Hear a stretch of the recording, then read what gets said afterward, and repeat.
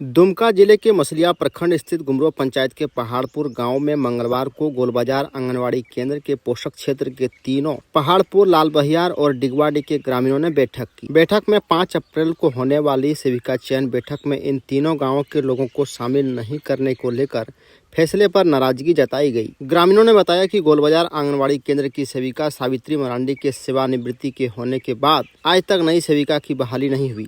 पिछले साल मार्च में पहाड़पुर की प्रेमिका मरांडी का चयन हुआ था, लेकिन बाद में रद्द कर दिया गया।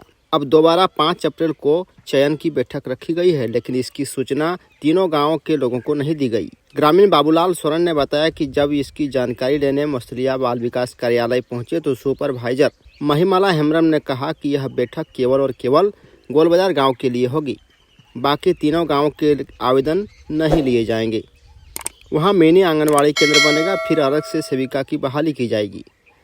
ग्रामीणों ने जब इस फैसले की आधिकारिक चिट्ठी दिखाने की मांग की तो सुपरवाइजर ने कहा कि उनके पास नहीं है, रांची से पता कर लें। ग्रामीणों का कहना था कि सरकार की ओर से निर्देश लिखित रूप से जारी होते हैं।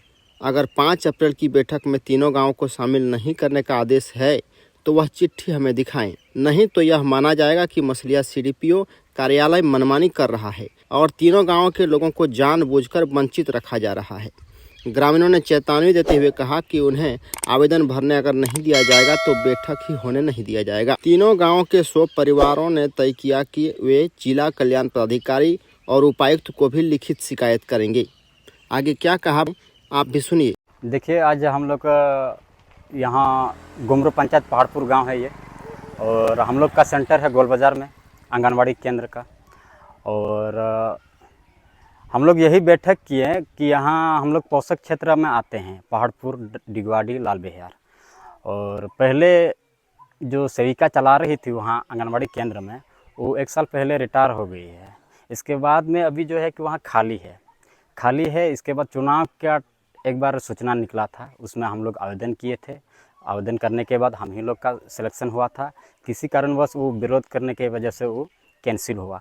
फिर दोबारा अभी चुनाव के लिए डेट निकाला गया है।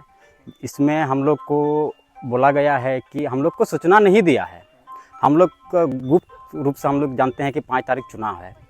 तो पता लगाया, हम लोग सुपरवाइजर मैडम को कांटेक्ट किए तो वो बोल रही है कि आप लोग का अलग हो चुका है, आप लोग इस बार आवेदन नहीं कर पाइएगा। तो हम लोगों ने उससे पूछा कि अगर अलग हुआ है तो लिखित रूप से हम लोग को दीजिए। तो मैडम बोली कि सुपरवाइजर मैडम बोली कि लिखित हमको भी नहीं मिला है तो हम आप लोग को कैसे दे पाएंगे। तो यही लेके हम लोग को थोड़ा हम लोग आक्रोश में हैं। ऐसे क्यों हो रहा है? ये तो मनमानी तरीक़ा से हो रहा है, क्योंकि पिछला बार हम लोग चुनाव में लड़े थे। चुनाव में लड़ने के बाद हम ही लोग का सिलेक्शन हुआ था, और इस बार बिना लिखित का हम लोग को बोला जा रहा है कि मतलब आप लोग इस बार आवेदन नहीं कर पाइएगा। इसलिए आज हम लोग 3 टोला मिल के ये फैसला किए, अगर हम लोग को वहाँ चुनाव में खड़ा होने नहीं देता है या आवेदन करने नहीं देता है, हम लोग का स्वीकृति नहीं करता है कि आवेदन, तो हम लोग यही निर्णय किए, अगर स्वीकृति नहीं करता है तो चुनाव नहीं होना चाहिए वहाँ, जब तक हम लोग का नहीं लिया जाए, और नहीं तो हम लोग का सेंटर अलग किया जाए। इसी को लेकर हम लोग बात किए और हम लोग सोचे कि डीसी को आवेदन देंगे, और डीसी को भी थोड़ा आपका चैनल के माध्यम से उसको भी सूचित करना चाहता हूं कि इस पर आप थोड़ा संज्ञान लीजिएगा। आपका नाम? मेरा नाम बलदेव सोरेन।